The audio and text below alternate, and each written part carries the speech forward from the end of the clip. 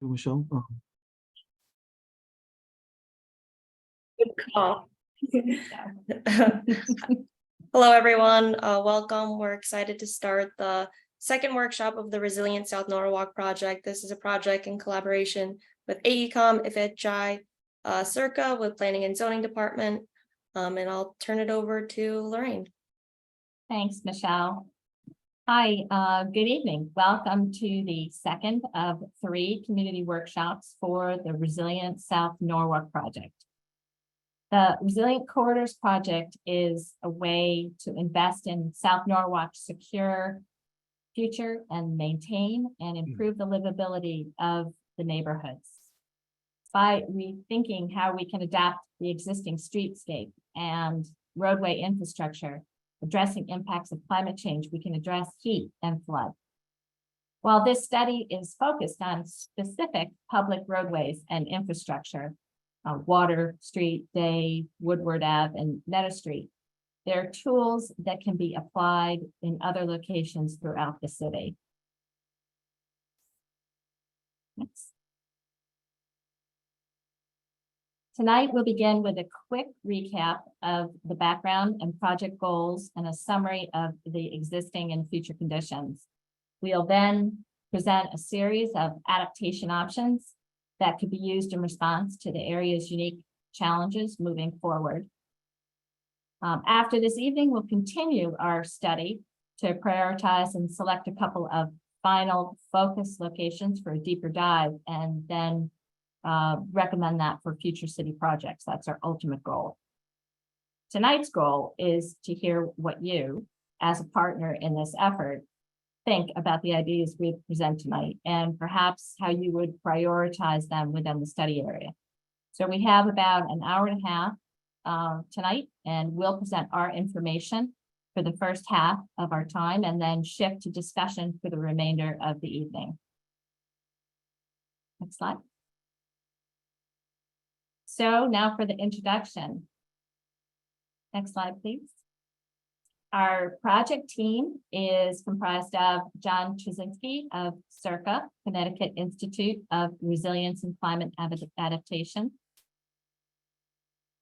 David Murphy will not join us this evening, but will be here next time. And AECOM's group, Lorraine Black, myself, I am the project manager and a landscape architect. Jeffrey Morrison Logan is our lead urban planner and our community outreach lead. Ellie Peterson is our landscape designer.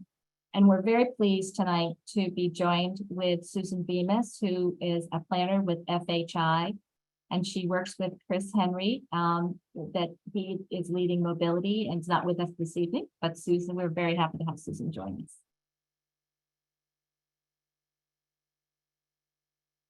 We've worked very closely with the city. We've been working with the planning department, with Stephen and Michelle. And we also have a very a great advisory committee that we've been working closely with. The advisory committee is comprised of a cross-section of the city and community representatives. So now I'd like to just turn it over for a couple of minutes to John to kind of give us a little background about the project with the Circa program. Thanks, Lorraine. Good evening, everybody. Again, my name is John Trzynski. So I am with Circa, which is a research institute at the University of Connecticut.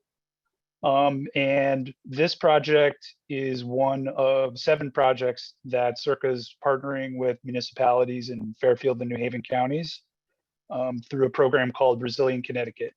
And Resilient Connecticut was a program that Circa started back in 2018. And it had multiple phases to the project. In phase 2 of the project, we did a vulnerability assessment of the entire Fairfield and New Haven counties. And our goal with that at Circa was to really understand, what parts of the region are vulnerable to the impacts of climate change, primarily sea level rise and flooding. But we also took into account extreme heat as well. And we also included an assessment of social vulnerability and socioeconomic factors in, the community's ability to adapt and respond to climate change. So as part of that, we identified several areas that we thought were places that needed to do planning, needed to address, where we saw this kind of overlap of flooding and heat vulnerability. And one of those places was South Norwalk. And back in 2021, we reached out to the city and we started having discussions about potentially participating in this current phase, which is what we call phase 3 of Resilient Connecticut. And as part of phase 3 of Resilient Connecticut, and in each of these 7 communities that we're working in, we're doing an assessment of the current conditions and the future conditions related to flooding and heat. And then we're also working with design teams, and AECOM is our partner on this project, as well as several others. And the idea is to really come up with strategies and implementable projects that we can carry forward with, or that the community can carry forward and access federal funding in the future. So the location in South Norwalk, part of the reason we were interested was this idea of what we call the resilient corridor. So thinking about the road networks and kind of the ways in which people, access different parts of the neighborhood, especially when there's flooding. It's an area which I'm sure, all of you from the community know, there's multiple roads and locations that are susceptible to flooding currently. And we also see that flooding is going to increase in the future because of sea level rise and changes in precipitation. So our focus with the South Norwalk project was really about looking at the public infrastructure and looking at the road network and the transportation assets in the community, and trying to help the city sort through strategies and develop those into projects. So I think a lot of what we're going to hear about today are sort of strategies that are focused on this idea of creating a resilient corridor. And a resilient corridor could mean a lot of different things. It can be making sure that the corridor is accessible during a flood. It can also be a corridor that you design so that it mitigates sort of the worst effects of heat. So thinking about how we can, increase the tree canopy, or do, look at other strategies to reduce the heat impacts on the community.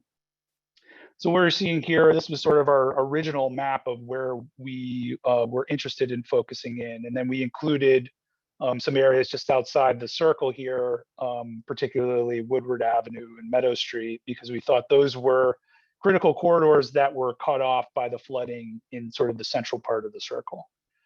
And then this persists mnemonic here. This was something that we developed early in the project to kind of think through as we're working with the communities to think through different potential strategies. We want to keep a lot of different criteria in mind. We want things to be able to get permits. We want to prioritize vulnerable communities and think about equity. We want the projects to be realistic. We want to improve safety. We're a research institute, so we're interested in also further developing the science and the research and doing innovative things.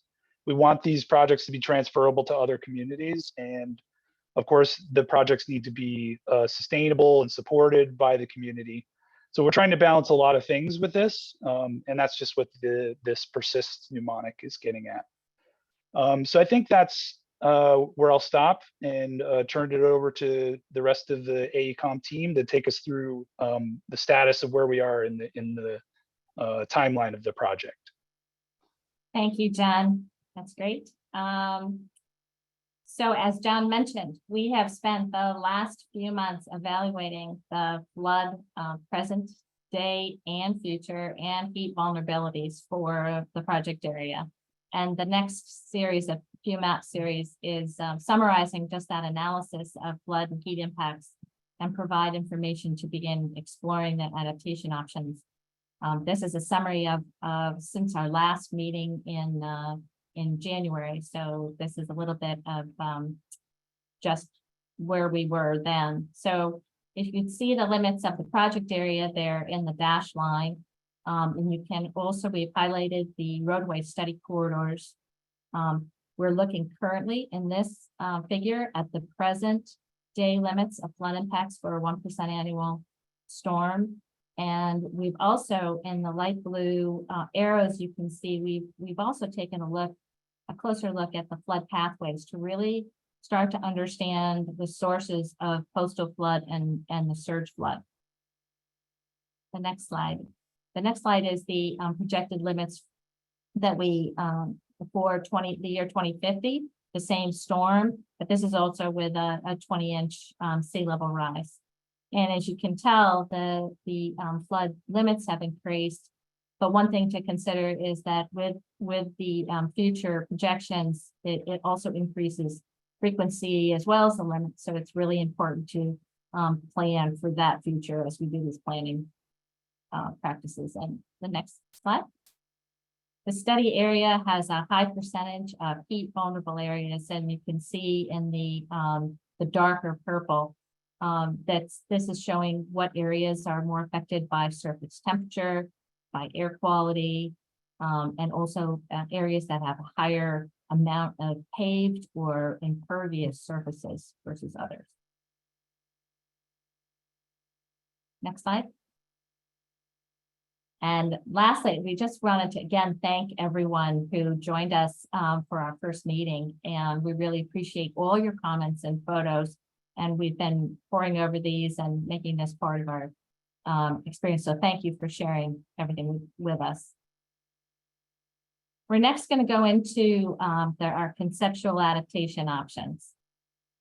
We'll start with a toolkit. So in response to the unique challenges moving forward, we assembled a toolkit or a kit of parts to kind of address heat and flood impacts.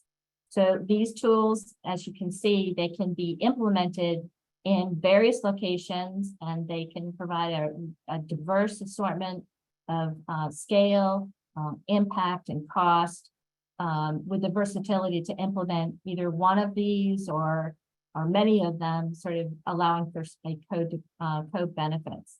And we've divided this into, from the top going down, these are tools that we can use and implement to keeping cool, keeping dry, and keeping safe. And we've also organized this so that on the far left are things that are much more structural. And then the far right, it blends down to things that don't have a structural component. So on the next slides, I want to just introduce and kind of define some of these tools, each of these tools. We're going to start with the shade structures. This is a tool that we would consider using. Again, this is the structural side, and it's keeping cool. So incorporating straight shade structures, these could be used at like bus stops that don't have any kind of shelter at all. They certainly could start to create placemaking, be used for placemaking, but the key importance is that they provide shade in areas that don't have tree canopy. One other tool that we can use to mitigate for heat is to change the color of the paving, make it lighter.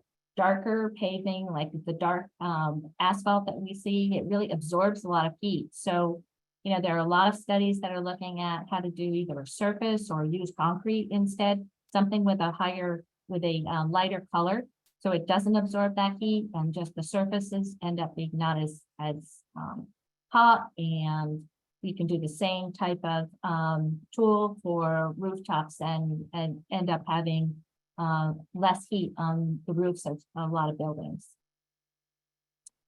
The next tool is kind of a big one. So this is incorporating green infrastructure, and there's a lot of parts of green infrastructure. It's really it builds upland stormwater resilience through a lot of things like permeable paving that sucks up the water instead of having it run off. It incorporates stormwater planters that might be built along roadways. We can also use what's called curb extensions, and the bottom two photographs here show some of those curb extensions, so that, you know, where you have parallel parking, you might take some of that parking and make that into a vegetated area that controls and absorbs some of the runoff through rain gardens, and it gives you an opportunity to plant canopy trees. Next slide.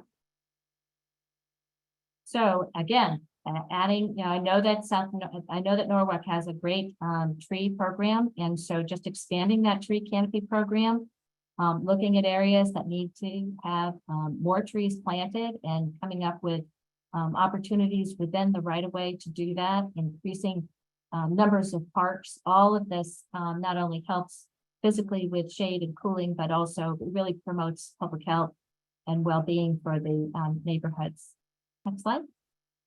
Now we're going to start to get into keeping dry. So all these tools and the next few tools are about how to mitigate for flooding.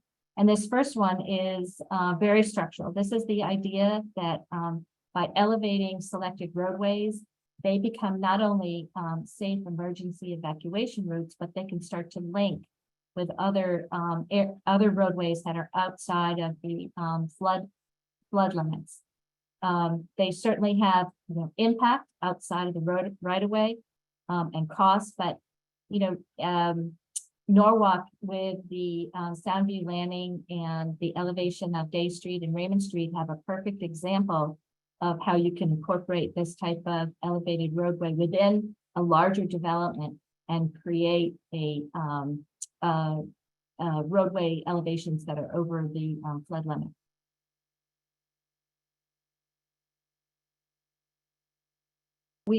One of the other items we have in our tools is creating flood barriers. This is a large tool. This is a more costly tool. This is looking at, you can see two different applications in these photographs and these renderings.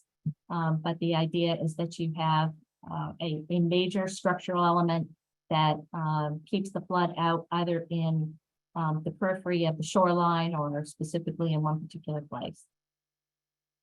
Next. Tide gates, locating tide gates at the outflows so that it controls water during high tides or excessive high tides, and controls the water from getting up into the system and flooding more upland. Is this tool. And then we did do an analysis for in our first earlier phase, looking at what the existing pipe network was for the city of Norwalk. And we did identify preliminarily that there may be a couple of locations within our study area that have smaller pipes connected to larger pipes at the outflow. So that may be something that would be sort of a near-term project that might be something that the city would be interested in exploring to help with flooding upland. The next toolkit is looking at doing planted berms. This is a great tool to incorporate along shorelines to help, and again, having planted area that becomes like a public space also.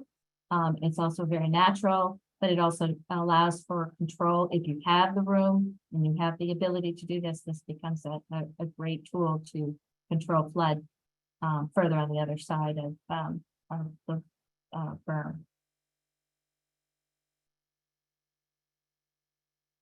So starting with our keeping safe category is adding community emergency centers. Within our study area, there are two existing community cooling centers. One is the South Norwalk Police Station Community Room. The second is the Sono Branch Library. And we also understand that there is a proposal or the underworks for a new elementary school in the end of Meadow Street, where Meadow Street and Wilson Ave come together. And so that may be an opportunity to incorporate some type of a cooling center within that structure as it's being designed. Another keeping safe, less structural, is looking at installing signage. We did, this is one of the comments that we heard at our first community meeting, was that it would be really helpful, especially for so many people that are coming and moving to Norwalk, to understand that when they're driving around, to be aware that there are certain areas that repeatedly flood, so that they can anticipate their routes and anticipate, you know, if a storm is coming, to be aware of that. And I think that that's also true, certainly in areas for heat, to just, you know, more education, understand, you know, especially as we're watching the news right now, understand the effects of heat on the community. And the last tool in our kit of parts is we've been considering the idea of developing a resiliency overlay district. And we know that there are a number of cities like Norfolk and Boston that have been looking at doing overlay district and looking at zoning, coming up with limits and maybe just design guidelines. But it's a way, again, of giving some direction to future development, as well as help the city and the different agencies in the city to be able to have a single vision of how to look at development within the limits of those overlay area. And the next is, this is the resiliency kit of parts on the project map here on the left, really shows location where we started to look at where these tools could be incorporated and within the roadway right away or within the project limit. So as you can see, many of the tools can have sort of these co-benefits for both heat and flood. A good example is providing shade through planting of trees within green infrastructure for extensions that also can provide stormwater management and can be traffic calming benefits. So as you can see in the map, there are critical connections that link these resiliency sections that we've talked about. And Jeffrey is now going to zoom into these critical areas and explain how these tools can be incorporated into actual projects at the end of the schedule. Great. Well, thank you for that, Lorraine. And again, it's exciting to be thinking about so many different opportunities for the community to get involved with this kit of parts and really affect the entire community in a positive way and in a resilient way as well. So as Lorraine mentioned, we're going to zoom in to 3 different locations and talk a little bit more about the specifics around some of the more of the structural side of the equation versus maybe the policy side of the equation, to show you how some targeted improvements throughout the study area could really lead towards a resilient future, but focus on some of these critical corridors, especially as we go north and south throughout each of these areas. So we're going to zoom into the north and then work our way to the south and talk about some of these key locations. So what are these really, these 3 or 4 different locations? As part of the process that we've gone through, both from the public meeting as well as through our team doing a lot of analysis, not only have we seen the value of thinking about these tools, but also some of your critical infrastructure along the roads that are highlighted on the screen here in front of you. So just understanding, for example, up in the north, where there's the red dashed line and the green, Water Street and Bird Ave, how those are really critical parts of your infrastructure, not only from understanding where they sit in terms of flooding and elevation, but also the opportunities there to provide some green infrastructure improvements along the corridor, really helping that street perform as an operational street from resiliency as well as height perspective. As we go to the south, you can see where Woodward and where Meadows split as we go further south here. Again, similar strategies. Those are very important parts of South Norwalk's infrastructure, both in terms of connecting to the neighborhoods, but also in terms of providing green infrastructure, the ability to think about cooling as you walk along the corridors in terms of getting some relief from the sun and from the heat.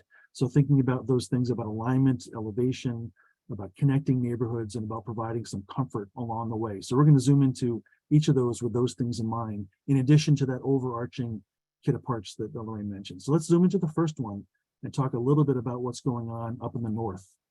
So again, key plans on the left-hand side here. We're now zoomed into the area that has the black box around it.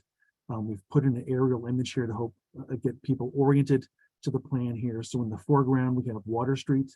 and perpendicular to that is Concord Street there.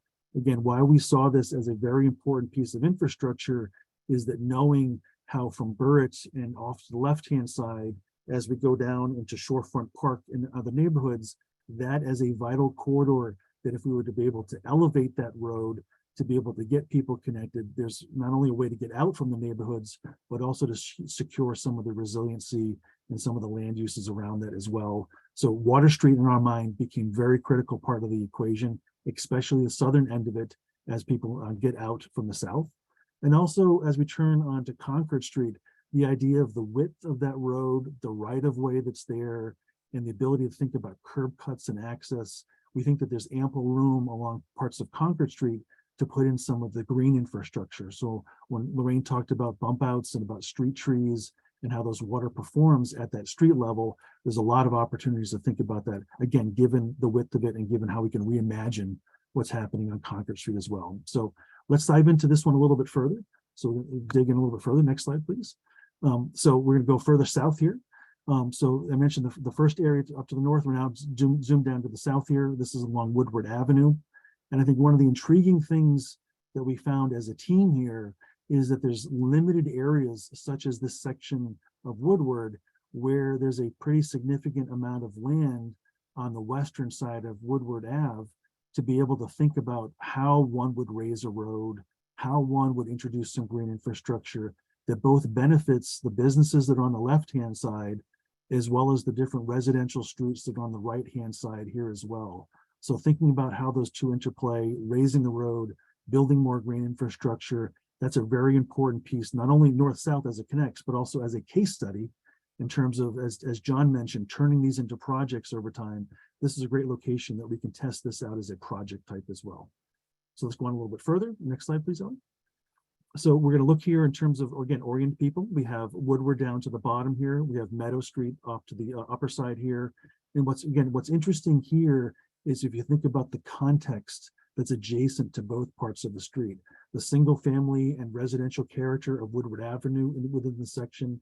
And as you go off towards Meadow Street and thinking about the existing neighborhood that's there, the comfort, the access, and using these streets to be able to offer more green infrastructure, more shading and more comfort as people navigate through these as cooling corridors was really part of the things that our team focused in on, again, as zoomed in case study locations. On to the next slide, please.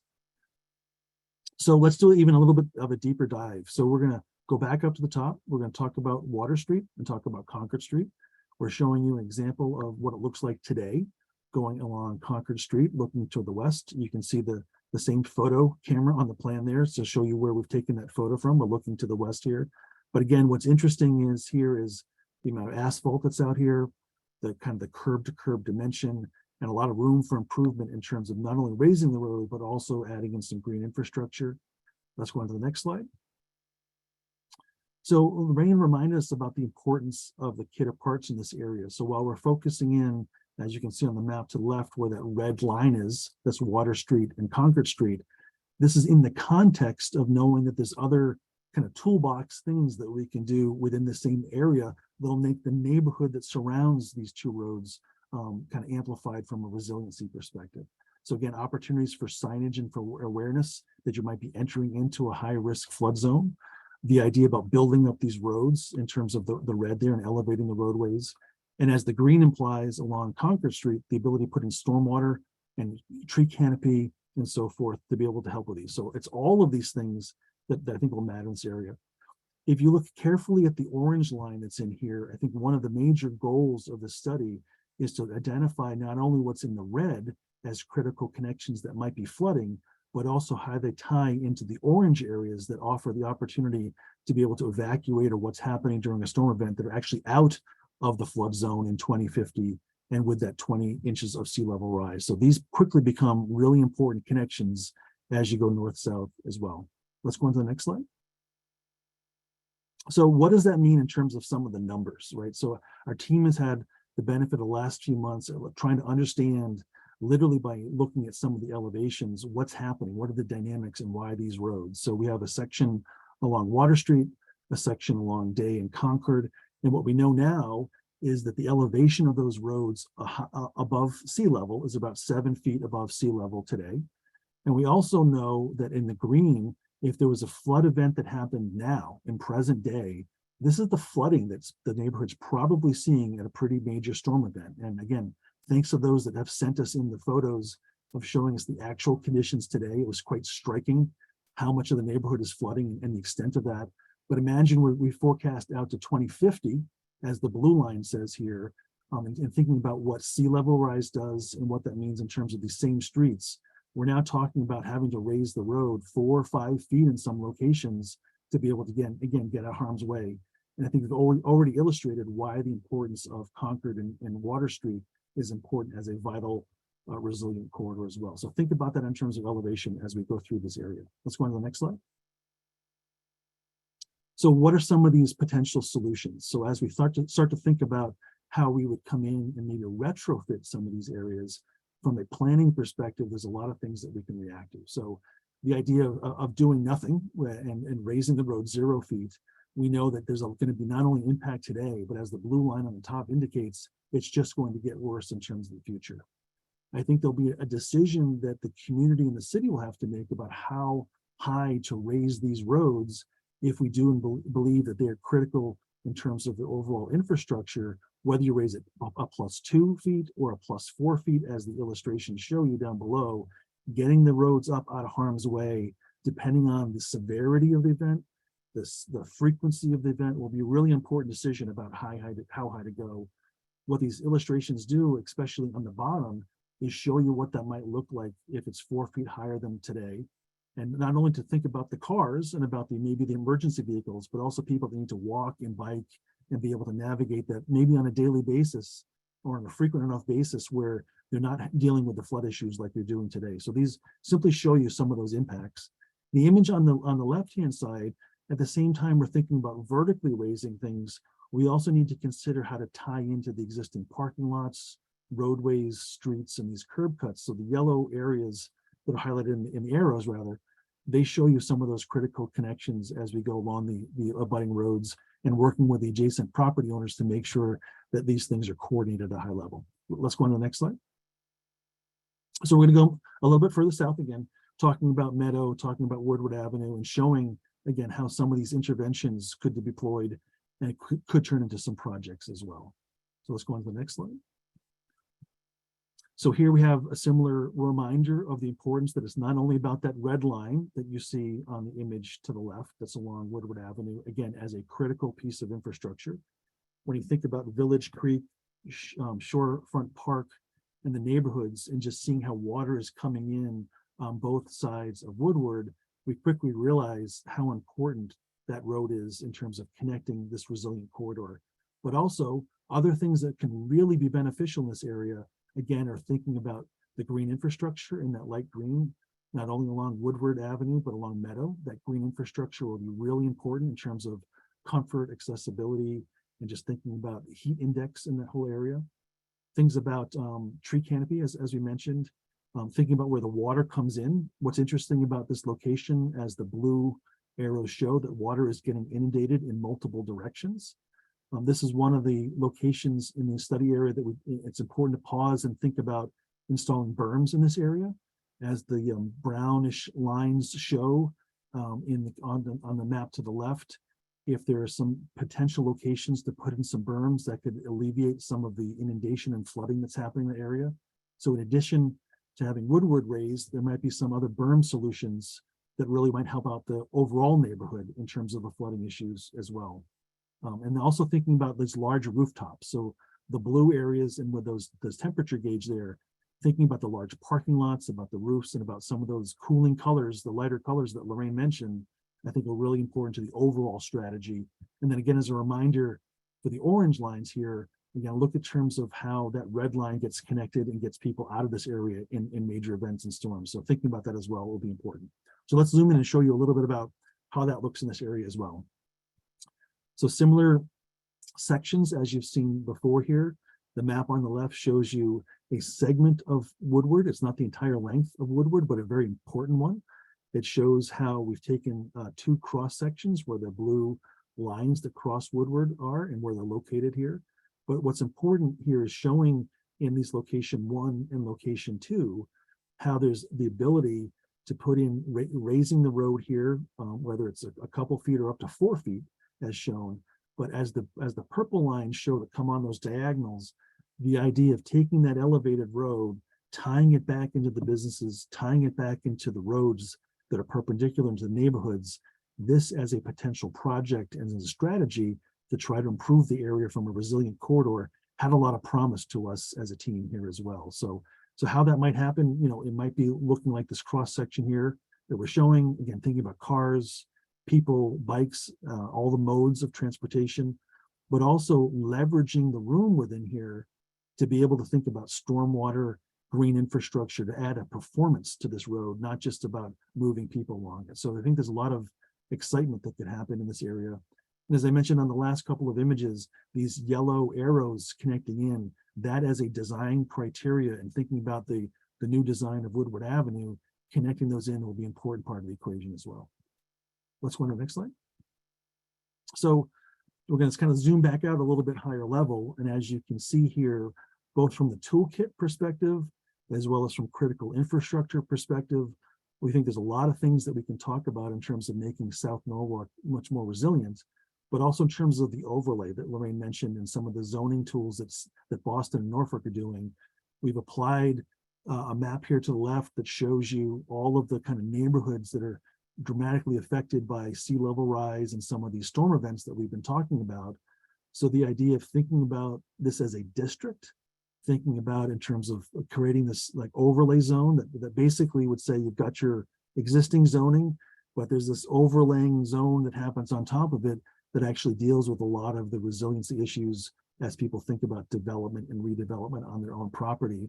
And also just highlighting here again, why it's important from establishing these resilient corridors. So in that orange color that we mentioned, these roads that the city could invest in the next decade or two, it just kind of shows you how important they are in serving this overall district and area. And also important to know like who's involved. So this map also shows us the importance of working with the state in terms of state roads and working through their standards and construction to be able to make sure these things are in alignment as we move forward. So let's go on to the next slide and kind of show you what the impacts of that is. So we have the blue dashed line here. We have those resilient corridors that are highlighted in the white color here. And as an underlay, you can see all the different zones that are, I wouldn't say impacted, but I would say that could be complemented by having a resiliency overlay district that could work, for example, with a lot of residential zones, with some industrial zones to the south and the marine industrial commercial.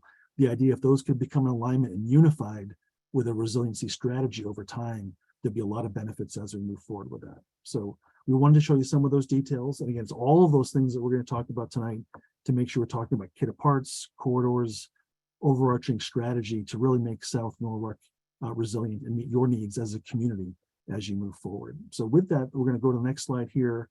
And we'd love to just pause here. We're about 45 minutes or less into the conversation tonight. But as I think Lorraine and others mentioned, we wanted to spend time showing you the work that the team has been doing over the last few months to show you a whole bunch of different strategies. And I'd love to get your feedback on it about maybe priorities, maybe things that we might have missed or things that might be part of the conversation, and spend the rest of this evening talking about those as well. So Ellie, if you go to the next slide, in terms of navigating the conversation. So there's a couple of options for folks tonight. If you'd like to join audio and come on microphone and join the conversation, we'd love to have a great conversation with you. To do that, if you find your Zoom dialogue box there, you can raise your hand, and what'll happen on our end is we'll get a whole bunch of hands raised and we'll call upon people. We'll invite you to come off of mute, and we'd love to hear your comment or your question, and we can ask the panelists here to be able to help us do that. If you happen to be on your phone, I think there's a couple of people that have dialed in tonight. If you press *9, that'll give you the ability to raise your hand on your phone if you're just dialing in only on your phone. And then obviously, if you don't want to do that, if you want to ask a question, we have the Q&A function available within the Zoom platform. So if you look for the Q&A little dialogue box there, you can click on that, post the question, and we'll go back and forth this evening about answering the live questions as well as the Q&A questions as well. And I think if we go to the next slide, we'd love to leave this one up here. I'm sorry, I thought we have one more slide about maybe we can go back up to the whole kit parts one that has the entire neighborhood, Ellie. That might be a really good one. I think we just had it there, that one. because I know we talked about projects and overlay districts and these things. This might be a good one to have up as we're having the conversation for this evening. So with that, I see some folks have raised their hand, and let's go to some people that are on the phone, and I'll invite you to come off mute. So look for that invite from us, and we'd love to get into the conversation. So Luis, I'm going to invite you to join the conversation.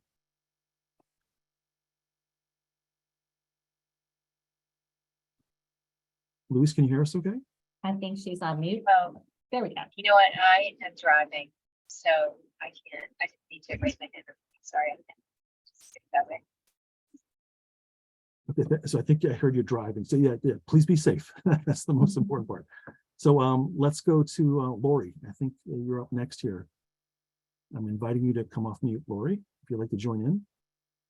Hi, my name is Lori Mira. I live in Village Creek in South Norwalk, and I've been involved first with the city, with the tree advisory, and now with the NRWA and planting trees throughout Woodward Park and,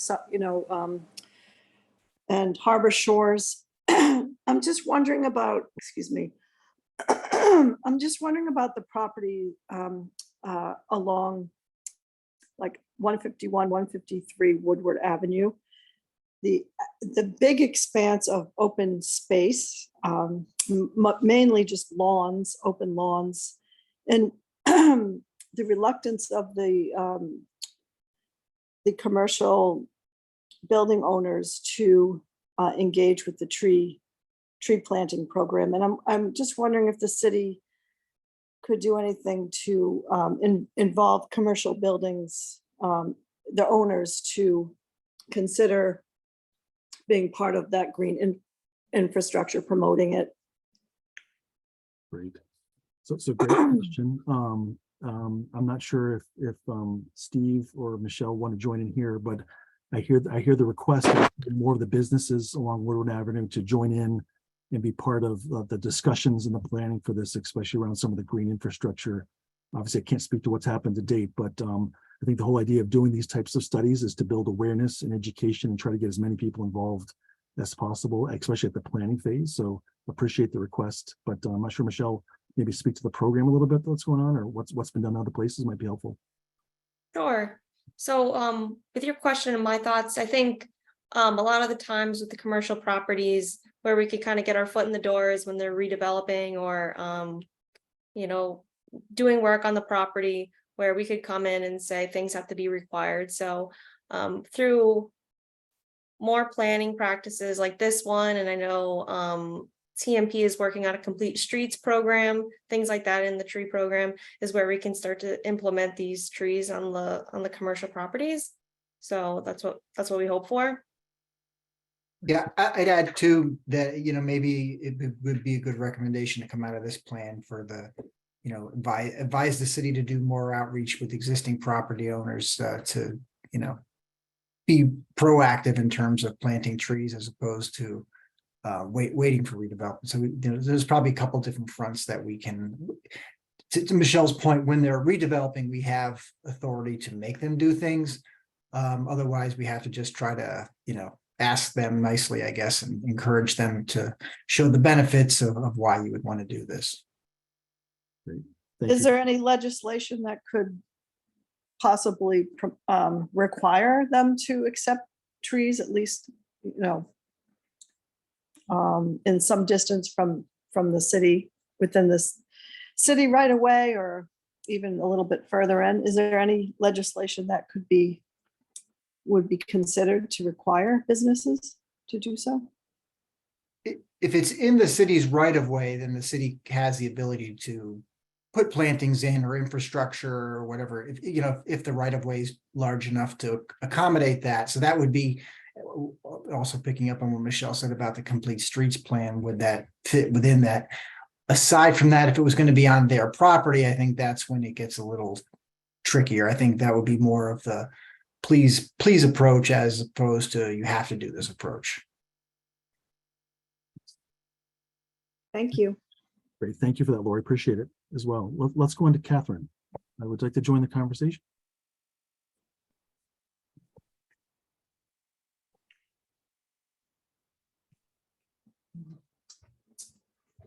think you need to accept the invite on our end, Catherine, if you can hear us. Hi. Hey, Hi. how are you? Hi, this is Catherine, and a number of those pictures were mine of flood areas. I've had the privilege to live in basically the picture you're showing there for the last 30 years. I've walked it in every storm, and I think you got some things wrong. And I think it's hard when people come in and they do some amazing stuff, but honestly, some this stuff is lipstick on a pig, because you're throwing in these giant buildings, they're tearing down trees left and right. Some of the areas that you have to raise, all that is going to do is take it longer for water to come out. I've watched in Harbor View over 27 years where we've made berms, and it's really tidal water and it's moon. People aren't evacuating during a hurricane. They've already evacuated. So I would love to offer to go through some of this plan and invite some other people who have been here for 30 years and walk through some of these ideas that you have, because I sense the sincerity on the part of the people working on this. And, you know, you guys want to do a good job, but there's definitely some missed areas. There also isn't toxic waste listed on this, and some of our biggest issues are the toxic waste sites that are now going to have water in them, and that's a lot more important. I also sort of feel some of this is decoration for all of the new wealthier houses and new wealthier people that have come in and want to make sure they have a way out, because the people that have been living in these neighborhoods with dumps, toxic waste, old rotten cars, now they're throwing a school in the middle of this, and now we're going to throw up a few trees. So I've been part of disaster relief in Norwalk. I've been in the city for 30 years. I think there's some great ideas here, but I think it's lacking a connection to what is actually happening during these storms. And the pictures you have are actually labeled wrong of when those storms were, but totally offering my time to kind of go through some of these ideas and walk this land with you and show you where the water is actually coming in. So I appreciate the effort, but I think there's some misconnection to what's in the environment and what it looks like during a high tide versus a hurricane. Thank you. Thank you. Appreciate that. Thank you, Catherine. Excellent. So again, just a reminder, if folks would like to join in by raising your hands, and let's also go to check out the Q&A here as well. So I think as of this point, we do not have any open questions. So again, I encourage people to, we're doing this all for the folks on the phone and participating tonight. So we'd love to have a really robust conversation. So Linnell, I'd like to. Hello. Hey, how are you? Oh, can you hear me? Yes, good evening. Okay, great. Thank you. I hope you got my comment. I sent a video in of a resiliency project done on the east side of New York, which I thought was excellent. And also, I bet you know, Norwalk's in the middle of rezoning, and the proposal is to change Water Street from the marine commercial zone to what we call a CD5W, which would increase density in this flood zone. And in Norwalk, now a developer, we saw it in East Norwalk, can use sustainability and resilience as a way to get points to further increase density in coastal flood zones. Now, you may be aware, because you're Circa and AECOM, that DEEP got involved and stopped the increase of density like this that we're proposing in the coastal flood zone in Stanford, New Haven, and Stratford. How do we know that DEEP's not going to step in here? And is this something you've talked and dealt with Norwalk about? And what do you think about increasing the density on Water Street and sending it to the highest market bidder? Thank you. Thank you for the question. Yeah, so I know there's probably more comments than questions in there too, but I think, you know, this study as a reminder for what this is trying to do here is look at not the land use, frankly. This is really meant to look at some of the public infrastructure in the roads and the corridors, as we mentioned, and what can happen mostly within the right of way of these existing roads, knowing that flooding and how people navigate, whether you're in a car or you're biking or you're walking, is going to be really important, as we mentioned, on a annual basis, if not even more frequently. So that's really been the focus here, versus opinions about land use and development size is really not the focus of this study. But I think what's also important is just understanding that investing as maybe a first phase of many phases, you have to start somewhere, right? Versus doing nothing. So part of this project is also trying to identify some of the critical areas that might turn into some projects that could start the pendulum moving forward towards some of these resilient strategies.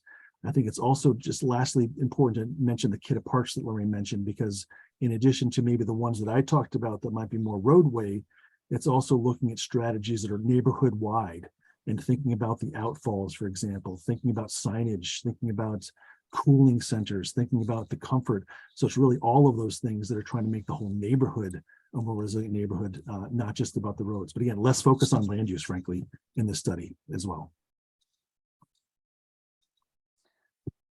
Am I still Yeah, muted? if there's a no, you're Oh, still yeah, fine. no, I do have a follow-up Yeah, because please. I think it was this week in the New York Times front page.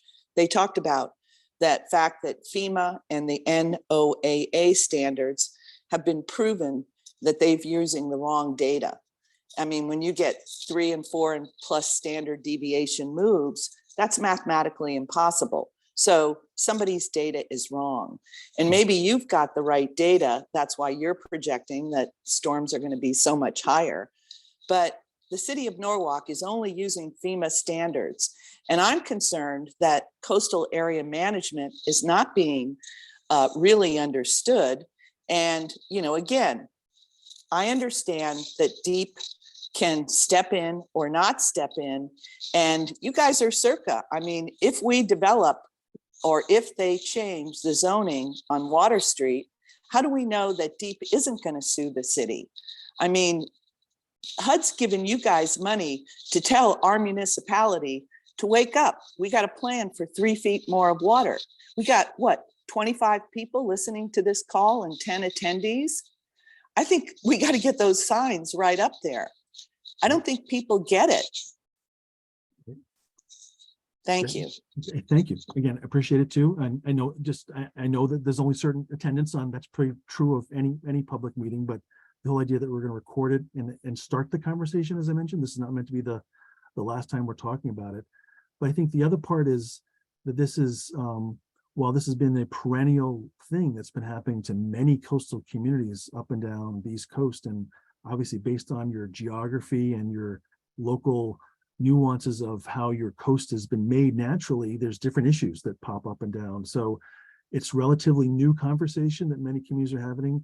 But maybe, John, I just invite you to talk about, again, a little bit back to Circa, that, you know, there's not that many states that are thinking statewide objectives, starting to commit to some data, right? That the numbers are still being vetted out. But I think it's important, again, to start somewhere and to be able to do some level of analysis to see what we can react to versus, you know, kind of guessing about the future. So maybe, John, a little about some of the bigger things that Circa's been doing and like why statewide this has been helpful metrics for you guys. Sure, and I think Steve has his hand up. Steve, I don't know if you want to respond to that first or. No, separate is a separate question. So I don't know. Sorry, go ahead. Okay, sure. Yeah, so I think on the data question, I think the study that you were referring to is about NOAA's precipitation model, which is called Atlas 14. And, you know, I think what NOAA's doing is currently updating that. They're creating what's called Atlas 15, and it's supposed to be a little bit more forward-looking. So that particular question is about how much rain falls in such a short period of time, and where you're seeing these big changes in extreme precipitation. You know, we're doing our best to sort of get a handle on that in Connecticut. When we look at the last 50 years, there's a lot of uncertainty as to, you know, what the trend is, and going forward, we expect the precipitation is going to increase. For this study, we are looking forward. We're using guidance that Circa developed for the state, which is 20 inches of sea level rise by 2050. And that was done through an analysis of sea level change scenarios in 2019, and looking at, kind of the specifics for Connecticut. I think in terms of the question about development, this is a challenging topic, and I think it's something that we are going to be wrestling with for a while. The reason why development is attractive in this area is because it's so close to the Metro North train infrastructure. So, on the one hand, we want to support things like transit-oriented development. So these are ways in which we could start to cluster development around transit. People can get out of their cars. Overall, at scale, this is a strategy that the state can use to start to lower carbon emissions, making development less sprawling and suburban and yada, yada, yada. So we generally support that idea. And I think what we focused on with this study is to really look at the science and give the city the information to make that decision. And what is clear is that Water Street in particular is very low, and it has a chronic flood problem now. So in the future, that flooding is only going to get more frequent and it's going to be deeper. So I think what the city has to wrestle with is what investments and what strategies would need to happen in order to make development along Water Street, or continue development along Water Street, viable. And so we focused on the road network and the public infrastructure there. There's all kinds of questions about design guidelines and what the development would look like. And these are things that the city is going to have to work out through its planning and zoning process and its political process. So I think our goal is to just provide the information to the city, and the city can go forward from there and make decisions about what is sensible there. So I think at the risk of rambling too long, I'm going to stop there and see if anyone else wants to jump in. Maybe we can hand it over to Steve. Steve, if you wanted to join in, and I think there's a part 2 question there. Yeah, thanks. And actually, John queued it up really good. So I was hoping Jeffrey and Lorraine, if you could respond, and I see, I was hoping Ms. Snedeker could follow up because it was kind of pertaining to what her comment was previously. Can you maybe jump back to, I think maybe just make so there's clarity on like the intent of the study, looking at, kind of like picking up what John just said, that, Water Street floods, it's going to continue to flood and it probably is going to get worse. But the intent more so of the resilient corridors is to handle events where people aren't going to be able to safely exit from where they live to an area, to a safer place. I think that's kind of maybe it in a nutshell. And so that might queue up, circle back into what Ms. Snedeker was talking about in terms of what we missed, and maybe that we could kind of clarify some of those points. Thank you for unmuting me. I just wanted to jump in. So I now live on Water Street and Haviland and South Main.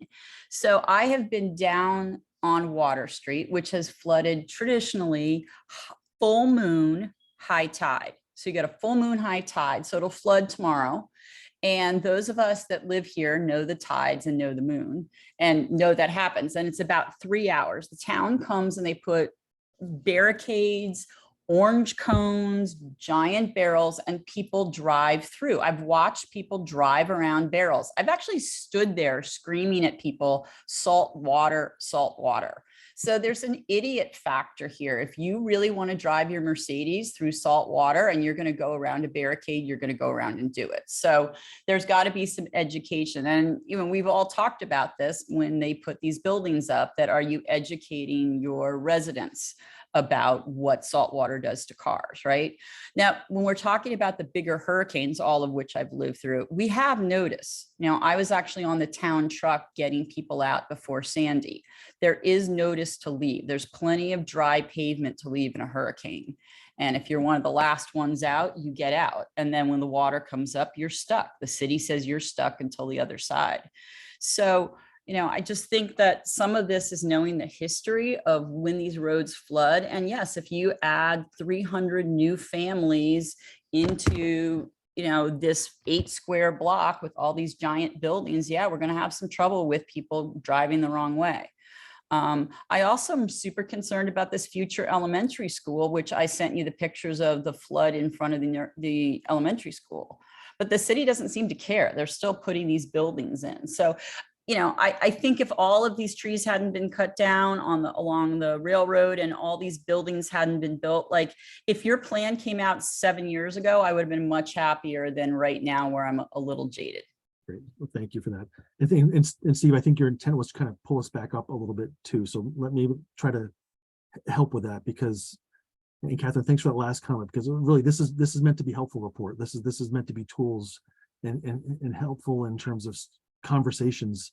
And I think you have some great tools. I think there's some great tools there. I think you're just missing some local knowledge of where these tools can be used, which is great. I love the toolkit.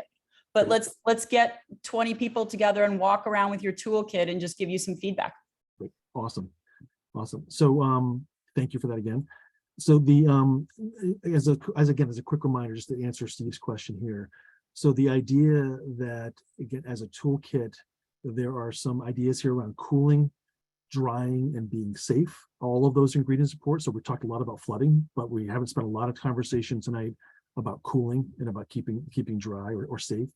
The idea about education and awareness, as was just mentioned on the last couple of comments, the idea of signage in the right place, education, we actually 100% agree with. Those things are really important as we go through this. But the idea that this is really, when you look at the map, this is really about starting somewhere, right? Knowing that this is a long-term play towards neighborhood-wide resilient strategies. Is trying to help get some feedback from the community and from Circa to the city to try to figure out where we can start that'll have some of the highest impact. So, if we've got things in the wrong spot or higher impact, we'd love to have that conversation. But after going through this, we thought that these as a couple of projects and these as a toolkit, there'd be a lot of things that the city can move forward with over time, knowing that this is not a thing you fix in a year or two. This is going to be a long-term play to get a lot of these things in place. And ideally, as you solve these problems over the next 10 to 15 years, and hopefully there's some that are even the next year or two, the idea that you can start to react as a playbook, that this is in, now let's do this one, that's modified to this, and almost assess as you go. And it's back to that data and metrics question. So like, it's hard to predict 2050, but as we're putting these things in, monitoring some of that and understand like where that next project could be would be part of the recommendations to try to make sure we're being nimble as you go forward with this as well. So I'll stop there so we can maybe go some of the Q&A, because I know there's some folks that asked some questions in the Q&A. And Lorraine, did you want to start off with?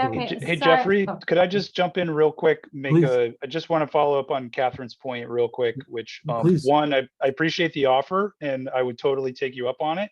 I think it would be great to go walk the neighborhood and get that information. And that's part of what we're trying to do here, is we're trying to get the community to really guide this process.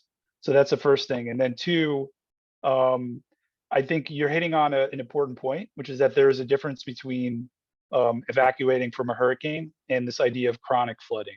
And I think what we're getting at here is that the sea level rise implications are that you're going to start to see more and more chronic flooding, not just the sort of the full moon high tide, but even sort of the moderate floods today, or even the major floods today that only happen like once every 10 years, going to start to see that every 1 to 2 years.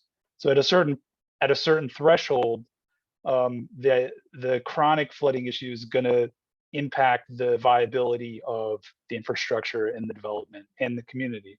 So that's the part where we want to sort of hone in, and we want to come up with a strategy that can deal with that. So I just wanted to jump in with those two thoughts. Great. Well, and just to follow up with that, that was the point I was going to make, but one of the things that we might not have explained is that when we're looking at that 4-foot elevation versus a 2-foot elevation versus a whatever, you know, that gradation, it's more expensive the higher you go, but thinking about what John was saying about the frequency and the depth and such, that, you know, it may be that the idea of raising all these elevated roadways to 4 feet isn't something that's viable. But certainly if it addresses the ability to be able to have a reasonable, resilient corridor, if you raise it to 2 feet, it means that you can, you know, get out of your, you know, your house to go up to Sono Bakery, you know, every day of the week versus, or, you know, maybe just miss like a couple of days. So, I think there's a certain elevation that needs to be discussed and explored. Thank you, Elaine. That's great as well. So let's go to the Q&A, because I know there's probably a few more questions. Lorraine, is there any? I'm not sure if you can take a quick look. If there are any questions that we can try to answer really quickly here as well. Yes, we do actually have, let's see.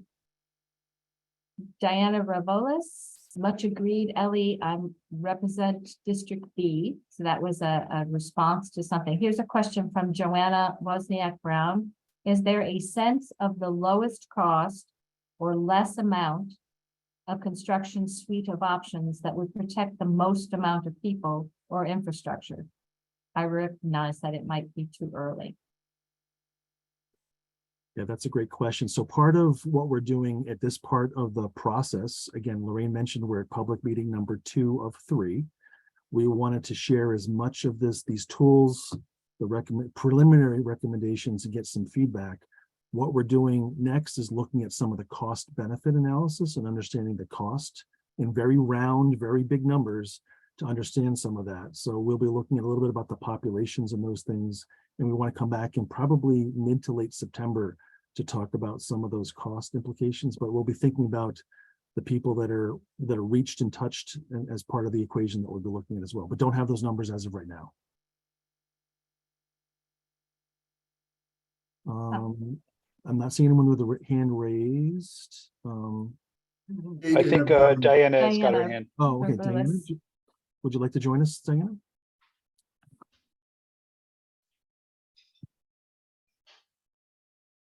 I think you should be getting an invite. from me. Okay. Hey, Hello. Diana, how are you? Can you hear us okay? Hi, guys. Hi, how are you?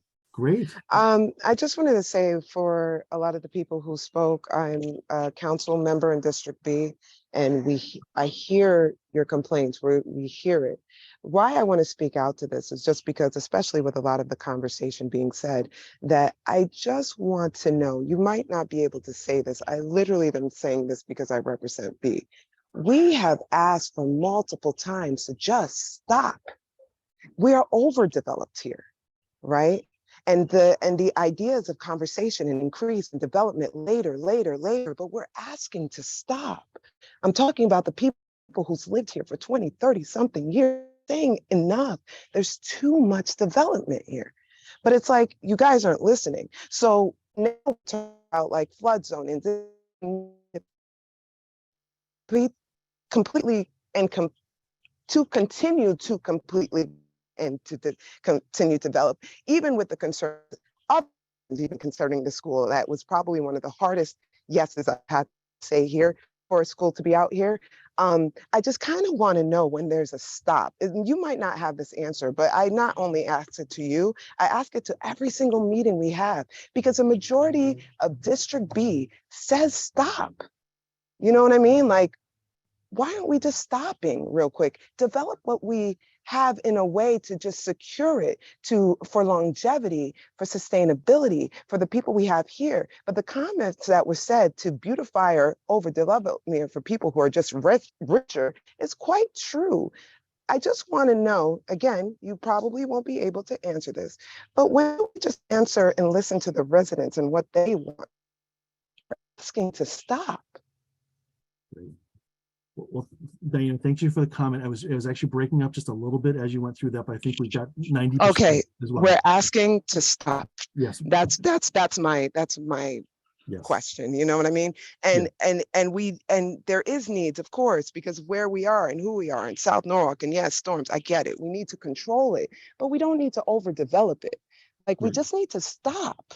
And for anyone else who could hear me, I screenshotted her name, but she was speaking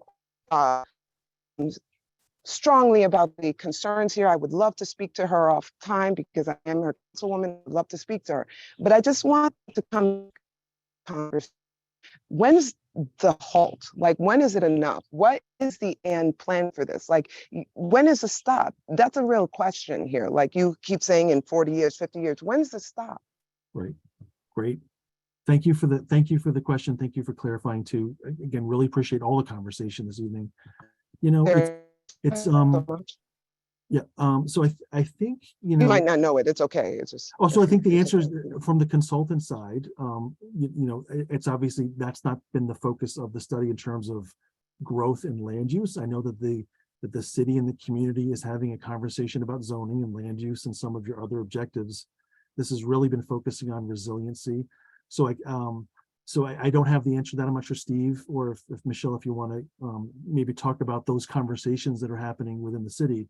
But I think the one thing that I would offer in terms of this study is that independent of growth and when that stop happens, there's people there today that are impacted by these floods that have been living with it. So not only I live think here. about Yeah, those, no. but think about could these solutions help the people that are living there today? That's really a big part of the focus about how do we help people that are there today with the study that you're seeing here. But I know there's other conversations about growth and investment, and those are things too, as well. So I'll pause there and see if Steve or Michelle. And if anyone can, and I appreciate you. Don't get me wrong. It's not an attack to anybody. I just what I'm saying. I understand because I live here. My business is on Water Street. I get the flooding. You know, I get it. I'm one of the people who'll drive through the water. SUV. There's Great. So I think Steve. someone else who can do you help want me. to talk about that high level? Yeah, sure. So, you know, and it's been a big topic of conversation as part of the zoning rewrite that's going on is the question of density and growth and where and how much and why. So, I mean, speaking specifically at South Norwalk, because that's the area we're focusing on now, the proposed zoning, and it's, based on conversations I've been having, that some of the areas proposed for additional 2-family dwellings are probably going to get scaled back from what we've talked about. But it's important to point out in all those areas they could already do, and I'm not going to get too deep into the weeds to, because that's kind of a little bit off topic, but already could do accessory dwelling units. So in our mind, really wasn't a change in density. For the like South Norwalk areas in and around the train station, we actually pulled back some of the areas that currently allowed more intensive development, and it wasn't a big area, it was a couple streets, just because there were a lot of historic houses in that area, and we thought that if the more density you allow, the more likely it is that someone's going to tear down those older homes. So there were a couple areas that we decided that should be removed. And then the other area that was under conversation was the Water Street area itself.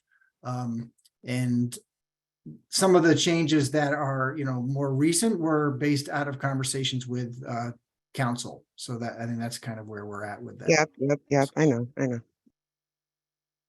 Thank you for that. I appreciate your answers, guys. Thank you. And thank you for this conversation. Thank you too. It is a conversation, right? So, and it's not going to be solved tonight or finished tonight. It's an ongoing thing. So I would suggest, I think let's go back to the Q&A real quick. Let's try to maybe read 3 or 4 of those, because I know that those have been up there for a little while, and then we'll come back to those that have raised their hands. So Lorraine, you want to see if we can hit a couple of Q&A ones real quick? Yes. Let's see. We've got Catherine Snedeker repeated. I really think toxic waste and industrial waste needs to be on this map. That's a comment. Linnell Jones, can you please comment on the importance of wetlands, both tidal and inland wetlands? Yeah, let's pause on that one. So I think what's great about that comment is that recognizing that these coastal features work as a system. And those systems are very much reliant upon some of the wetlands, but that are both tidal and inland wetlands that operate, have the capacity to actually store water and clean things and those things. So so those systems are really important here as part of that. So I'm not sure how much more you want to comment on that one, Lorraine. I'm not sure if you have anything to add about the significance of that as a wetland system. I think just looking at Village Creek and making sure that what we do is also in coordination with the city's efforts to look at that particular wetlands system and I think that just folds into like some of the specific little locations where we consider berms.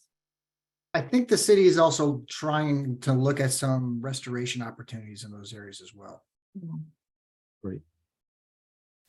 That idea, part of it might be roads, but part of it might be taking a wetland and try to let it perform better by investing in it and replicating or trying to make it improve, right? In areas that we might be able to decrease some, asphalt that's not being used and such.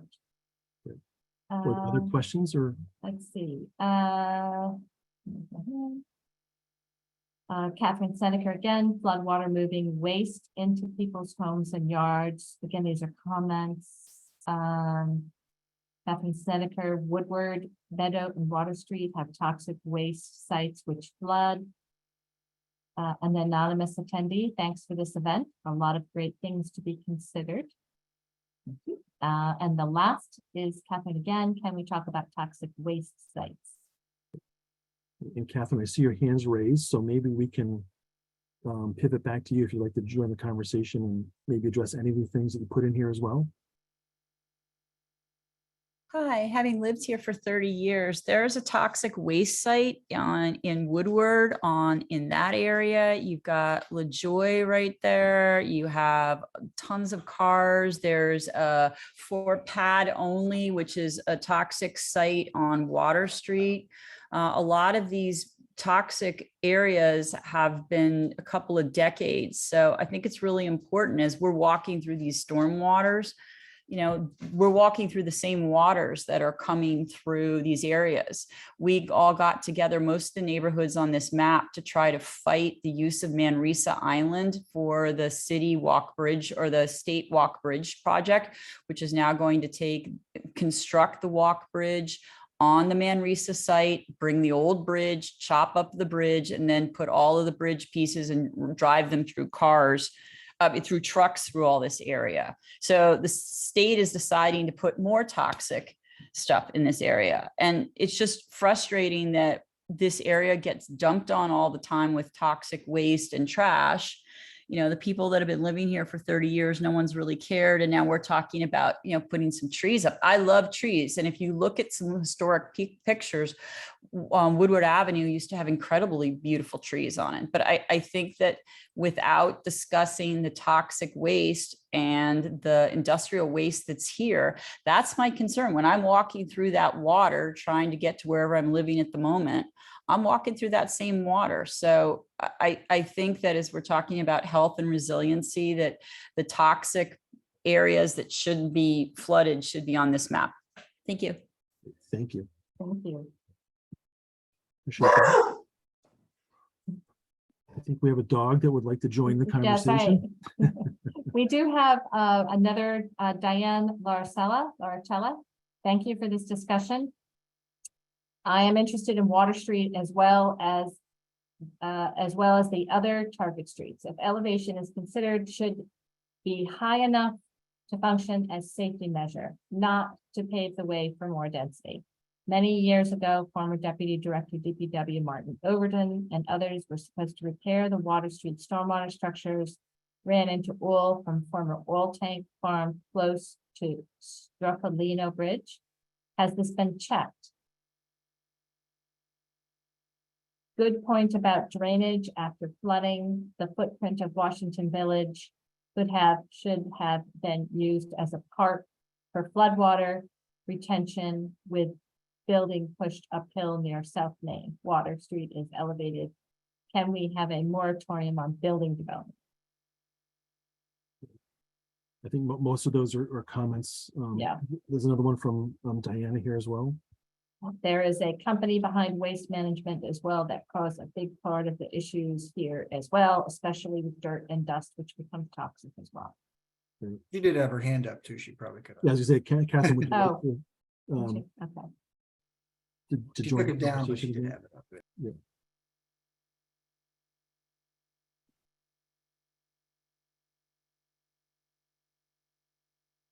I've invited Catherine to join the conversation. Oh, aren't you guys tired of hearing of me? But I mean, I've spent 30 years of my life in this section that you have there. That's why I'm so passionate about it. And I'm really concerned that they're throwing a school across the street from waste management, LaJoy dumping, and the floods are going to come in and run a whole bunch of toxic water through the school. And everyone's going to be standing there going like, oh, wow, we shouldn't have built a school in a flood zone. And I sent you all pictures of how it floods. So it's a little frustrating to live here and watch more and more buildings come in. And I know that's not what you guys do, but it's a little bit frustrating. So again, I think there's a really cool ideas. Love to get some people together and walk it with you, and try to fix what we can. Awesome. Thanks. And Diana, would you like to join the conversation? See your hands raised too.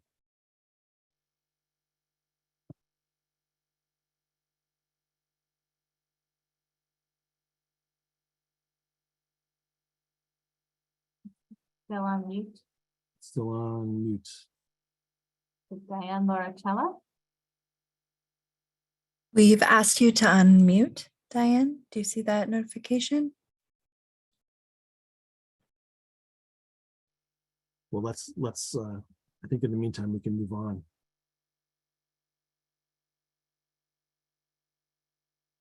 That's okay. So I think we've covered all the questions and comments. I'm not seeing anyone else with a hand raised other than Diane. So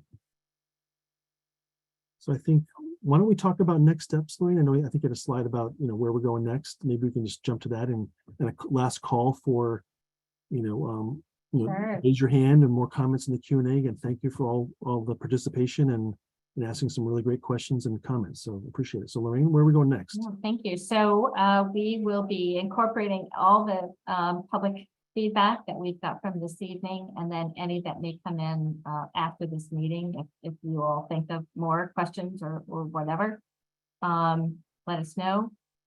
We're going to look at those focus areas. And then also, I think Jeffrey had mentioned, we're going to start looking at all these different tools and again, sort of prioritize some of the focus areas and then start doing a cost benefit analysis just to see, where that sits for a part of decision making about priorities. Where our finish date is in, I think it's the beginning of October. So we will be having another public meeting in beginning to mid-September, in which we will come back and have a presentation about what our recommendations are. Thank you for that, Lorraine. And we're looking forward to next steps. And again, thanks for all the feedback tonight as well. So any more questions in the Q&A? Let's see if we've got any. Couple more hands raised. Let's try to go to Diana. I know Diana's been trying a couple times here. Diana, can you hear us okay?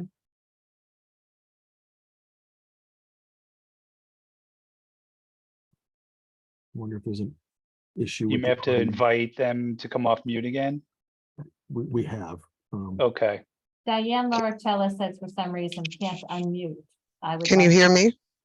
There we go. We can hear you. Oh, now you can hear me now? I'm Yeah. sorry, I was talking. I was just gonna say, I appreciate this meeting. I know it's low attendance, but it's just, I'm happy that you made it availability to constituents. I thank you for your work. Even though we have frustrations and complaints, being open and honest and as transparent as you can be is greatly appreciated, and do thank you. I think for all the people who did attend here and their concerns as well, it helps me very much so, especially. So I just wanted to say thank you to all of you, and thank you to all the attendees. That's all I wanted to say. Have a good one and a good night. Thank you. Appreciate it. Thank you. Okay, so Diane, I have your hand raised here too.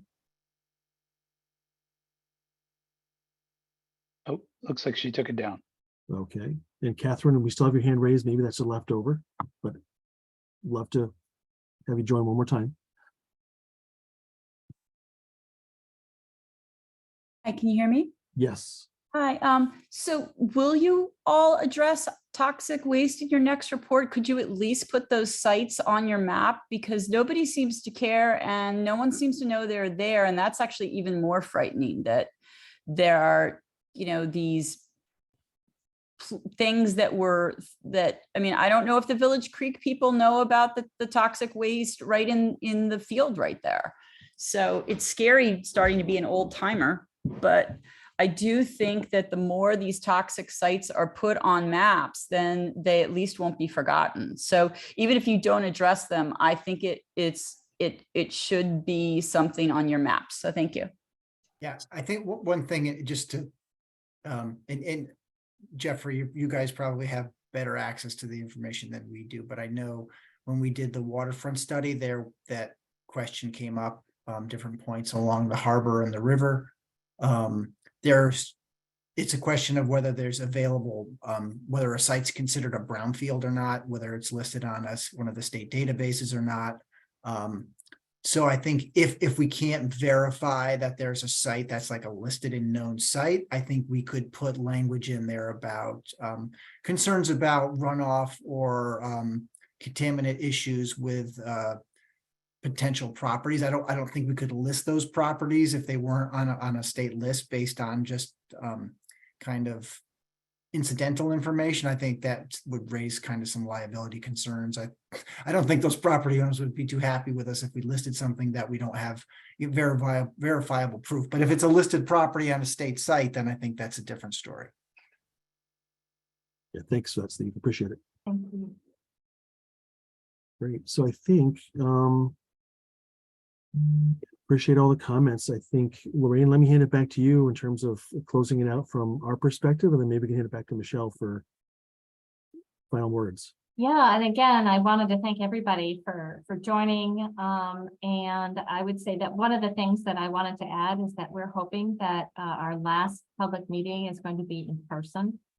That's the plan as of now. So I hope everyone is excited about that option. But we're looking forward to getting back to this and coming up with using some of our tools and coming up and figuring out some great direction to share with you.